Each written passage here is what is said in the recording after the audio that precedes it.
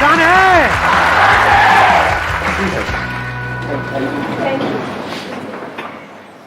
What do you guys want कि इस age group के लिए क्या टॉपिक होना चाहिए? Sir, I used to think what I have done and what I have to do, but I'm not doing anything. So I want to know the answer. मतलब हम सोचते रहते हैं, करते कुछ नहीं है। तो करें कैसे? करना किसको है? एक मिनट, करना किसको है? तो करते क्यों नहीं हो? आप क्या चाहते हो? मैं आकर के बोलूं कि करो करो करो करो? अरे भाई, मैं कौन होता हूँ बोलने वाला? कंसंट्रेशन नहीं बन पाता किसी भी चीज में, करना भी चाहते हैं, हो भी पाता है, फिर भी क्या होता है सर, हम कर नहीं पा रहे हैं उस चीज को। आप कह रहे हो कंसंट्रेशन नहीं बन पाता है, क्यों नहीं बन पाता है? हमारा फोकस एक काम पे क्यों नहीं रह पाता? Yes sir. हाँ, नहीं क्यों नहीं रह पाता, मैं पूछ रहा हूँ। नॉट यस सर, क्यों नहीं रह पाता है? बताओ, आंसर दो। सर डिस्ट्रैक्शन सबसे बड़ी चीज़ है इसमें। लाइक जैसे मैं कभी पढ़ता हूँ तो बीच में मुझे आ जाता है कि भाई दोस्त का फ़ोन आता है, चल भाई पबजी खेलते हैं। तो सर उस टाइम पे डिस्ट्रैक्शन यहाँ जाता है कि पबजी में आगे करना है। हाँ। तो सर माइंड अपना एक कांस्टेंट नहीं है। मैं वही चाह रहा हूँ कि आज होना चाहिए कंसिस्टेंसी के ऊपर, कि हमारा माइंड कांस्टेंट कैसे रहे? हाँ, दैट इज द चैलेंज। और ये Yeah. सबका चैलेंज है, Yes. किसी एक का तो नहीं। यस और नो? हाँ, कितने चाहते हैं यही हो आज के सेशन का टॉपिक? अरे वाह, लोगों ने खुल के हाथ ऊपर किया है। वहाँ जैसे एक लड़के ने हाथ ऊपर किया, वहाँ मैंने देखा एक साथ वाली लड़की फड़फड़ा रही थी। अरे भैया, लगा के आया करो, फुसफुस सस्ता सा आता है। हाँ, आप जो कह रहे हो वो ये है कि डिस्ट्रैक्ट हो जाते हैं। हाँ। एक बात बताओ, मैं इसी पॉइंट को आगे बढ़ाता हूँ। कोई आपकी फैमिली में है जो आपको सबसे ज़्यादा प्यारा है, या इस पूरी दुनिया में जो सबसे ज़्यादा प्यारा है, मान लो उनको कोई हेल्थ की प्रॉब्लम हुई और उनको हॉस्पिटल लेकर के जाना है। उस वक्त अगर दोस्त का फ़ोन आए, पबजी खेलते हैं तो? उस टाइम गोल तो ऑब्वियसली अपना फैमिली होगा ना। हाँ, कोई किसी तरह की डिस्ट्रैक्शन नहीं, किसी तरह का माइंड डाइवर्ट, ये वो, या माइंड सिर्फ एक ही जगह पे फोकस्ड होगा? तो एक जगह पे डिस्ट्रैक्शन है, एक जगह पे नहीं है। ऐसा क्यों हो रहा है? प्रायोरिटी वर्ड भी उस टाइम माइंड में नहीं आ रहा होता है। हाँ, उस टाइम माइंड में क्या चल रहा होता है? बस ये ही करना है। और कहीं पे ट्रैफिक जैम है, हम लेकर के उनको जा रहे हैं हॉस्पिटल और रास्ते में ट्रैफिक जैम है, क्या करोगे? मतलब कोई और रास्ता पकड़ोगे? तो आंसर मिला आपको कि distraction is not a problem, क्योंकि डिस्ट्रैक्शन तो वहां पर भी है। प्रायोरिटीज रखनी है अपनी। नहीं, नॉट जस्ट प्रायोरिटीज। ध्यान से समझो, वो जो गोल है, गोल आपका क्या है कि जल्दी से जल्दी वहां पर पहुंचना है, वो आपके लिए एक्चुअल में इंपॉर्टेंट है या नहीं है? एक है एक्चुअल में इंपॉर्टेंट होना, एक है ठीक है सुन लिया किसी की बात, मेरी बात ही सुन ली मेरे किसी सेशन में, कुछ बड़ा करना है तेरे को। हाँ यार, बंदा बात तो सही कर रहा है, बड़ा तो करना चाहिए, सब करते हैं, मुझे भी करना है बड़ा। तो क्या वो आपका अपना डिजायर है या किसी और को देख करके एक विश है जो अंदर पैदा हो रही है? क्योंकि पैसा किसको नहीं चाहिए, सक्सेस किसको बुरी लगती है? तो do you really want success as bad as you want air to breathe? अपने आप से सच बोलो, क्योंकि अगर if you really want it तो फिर डिस्ट्रैक्शंस खत्म हो जाती है वहां पर। और आपको एक मजेदार बात बताता हूं आपके ही माइंड की, बताना मैं सही कह रहा हूं गलत कह रहा हूं। 90% केसेस में कोई आपको डिस्ट्रैक्ट करता नहीं है, आप खुद अपने आप को कर रहे होते हैं। ये पता है कल एग्जाम है और आप क्या कह रहे हो अपने आप को? अरे अभी तो पूरा दिन पड़ा है। ऐसा आता है अंदर से, नहीं आता है? अभी तो पूरा दिन पड़ा है, कर लूंगा ना, अभी 1-2 घंटे में टाइम पास करने में क्या? तो कौन आपको डिस्ट्रैक्ट कर रहा है? कोई और कर रहा है या आप खुद ही अपने आप को कर रहे हो? तो डिस्ट्रैक्शंस बाहर नहीं है, आपके खुद के अंदर है, क्योंकि प्रायोरिटी सेट नहीं है, क्योंकि पढ़ाई का आपका अपना डिजायर नहीं है। तो डिजायर हमारे खुद के अंदर से होना चाहिए। अब ये कौन बता सकता है आपको कि वो आपका अपना डिजायर है या आप दुनिया को दिखा रहे हो? फॉर एग्जाम्पल, यहां पर मैं आपसे पूछता हूं आपका डिजायर क्या है? आप माइक लेकर के बड़ा स्टाइल मारोगे, जैसी माइक आपके हाथ में आएगा बड़ी बड़ी बातें शुरू हो जाएंगी, मैं तो ये करूंगा, मैं तो वो करूंगा, मैं तो वो करूंगा, और घर जाकर के विनर विनर चिकन डिनर। क्योंकि दुनिया को दिखाना एक अलग चीज है और अंदर से एक्चुअल में होना एक अलग चीज है। सो अगर आप एक्चुअल में कुछ बड़ा करना चाहते हो, तब ऐसा क्या है जो हमें याद रखना है मरते दम तक? ऐसी कौन सी क्वालिटी हमको चाहिए अपने अंदर जिसके बिना एक्चुअल में हम कुछ बड़ा नहीं कर सकते? कंसिस्टेंसी। कंसिस्टेंसी कैसे आती है? एक होता है बंदा कंसिस्टेंट है और इनकंसिस्टेंट है। What is consistency? Does consistency mean कि जो भी आप कर रहे हो उसमें बिल्कुल ऐसे ही करते चले जाओगे? क्या ऐसा पॉसिबल है? या कोई भी ऐसा बंदा होता है लाइफ में जो ऊपर ही ऊपर उठता रहता है। कंसिस्टेंसी मीन्स कि बीच बीच में आपको सक्सेस भी मिलेगी, फेलियर भी मिलेगा। I am not talking about the bigger success and bigger failure, but इस बड़े को अचीव करने के लिए, जो भी आप बड़ा करना चाहते हो उसको करने के लिए जो छोटी छोटी चीजें करनी पड़ेगी 1000, उसमें कभी एकदम से सक्सेस मिल जाएगी, छोटी सी सक्सेस, कभी छोटा सा फेलियर। उसके बावजूद भी अगर आप आगे बढ़ सकते हो, उसको कंसिस्टेंसी कहते हैं। समझ गए ना? इस कंसिस्टेंसी की भी डेफिनेशन को हमने ठीक किया। थोड़ी सी सक्सेस मिले और हम हवा में आ जाए तो गया उसका फोकस। छोटा मोटा फेलियर आए लेकिन अब माइंड में उसने ऐसा बना लिया कि ये तो बहुत बड़ा फेलियर है, अब तो कुछ हो ही नहीं सकता, गया। इनकंसिस्टेंट है वो बंदा। कंसिस्टेंसी का मतलब ये नहीं है कि वो कभी फेल ही ना हो या कभी कुछ गलत ही ना करे या कोई गलतियां ही ना करे। हम गलत समझते हैं कंसिस्टेंसी का मतलब। जो भी आप अचीव करना चाहते हो उसके लिए आपकी लाइफ में कुछ अच्छे दिन भी आएंगे, बहुत, जब कुछ बहुत अच्छे से हो रहा होगा, सब कुछ अच्छे से काम हो रहा होगा उस गोल को अचीव करने के लिए। कुछ खराब दिन भी आएंगे जब कुछ भी नहीं हो रहा होगा, सब कुछ ही गलत हो रहा होगा।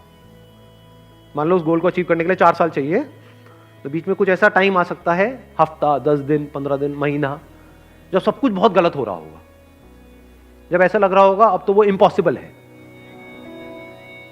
बड़ा अचीव करना तो दूर की बात है, बड़ा सोचने तक से डर लग रहा होगा।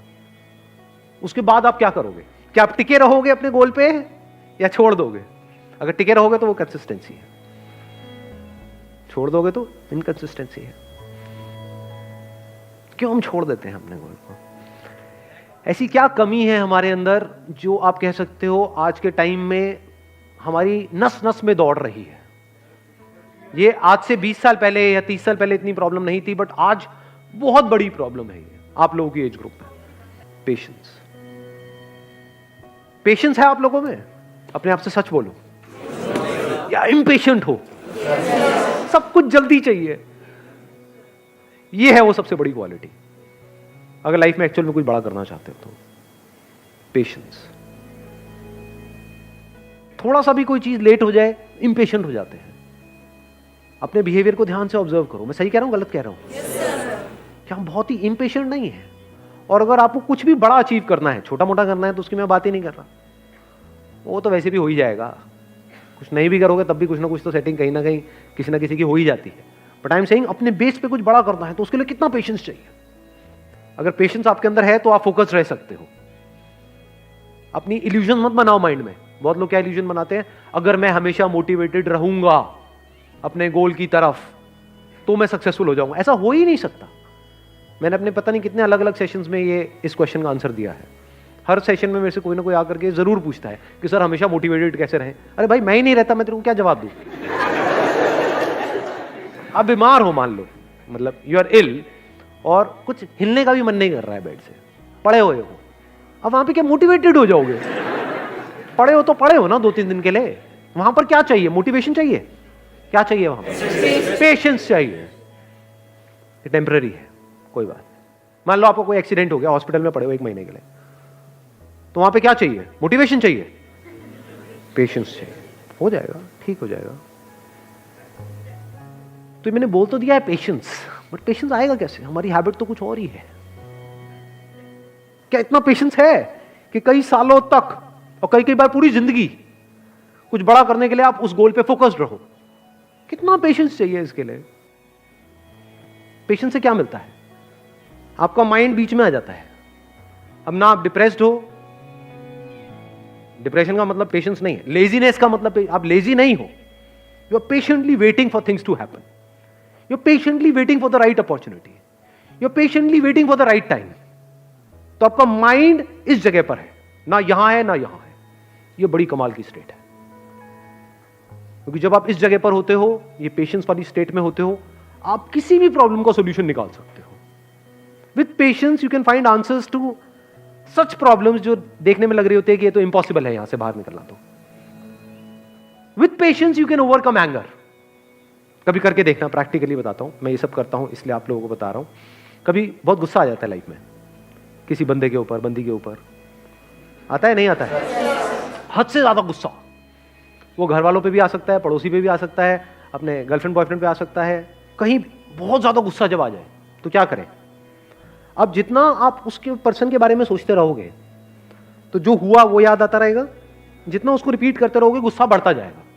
हार्ट बीट तेज होती चली जाएगी, कुछ करने का मन करेगा। ऐसा होता है नहीं होता है? वो गुस्सा बाहर निकलने के लिए तड़पेगा। उस वक्त क्या करो? गुरु मंत्र देता हूं आप लोगों को। रात को सोने से पहले मन में सिर्फ ये बोलना शुरू कर दो, पेशेंस पेशेंस पेशेंस पेशेंस, जब तक नींद ना आ जाए। सुबह उठोगे सब सही होगा।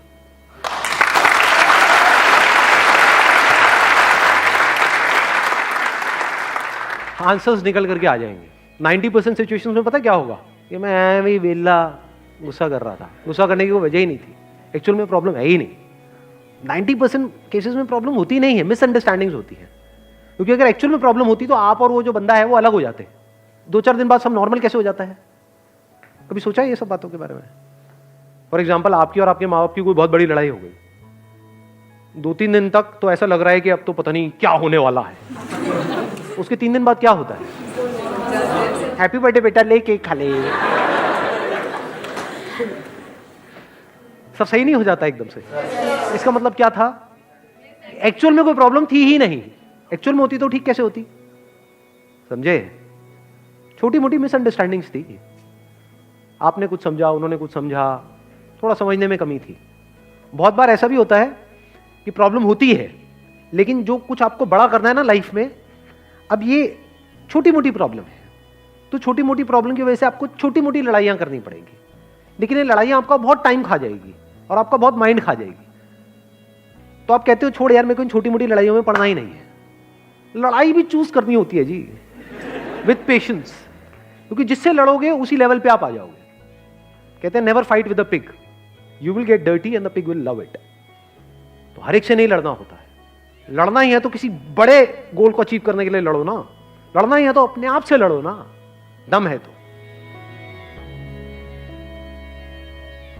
जो घटिया लोग होते हैं वो अपने से कमजोरों से लड़ते हैं, और जो बेवकूफ लोग होते हैं वो अपने से ताकतवर लोगों से लड़ने लग जाते हैं। जो समझदार लोग होते हैं वो किसी से नहीं लड़ते हैं। मैं आपको एक और मजेदार बात बताता हूं। ये पेशेंस आता कहां से है? ये समझदारी से आता है। समझदारी मतलब क्या? रियलिटी को एज इट इज देख लेना। क्या इस दुनिया में सब कुछ टेम्पररी है या नहीं है? ये कोई मेरा बिलीफ है या रियलिटी है?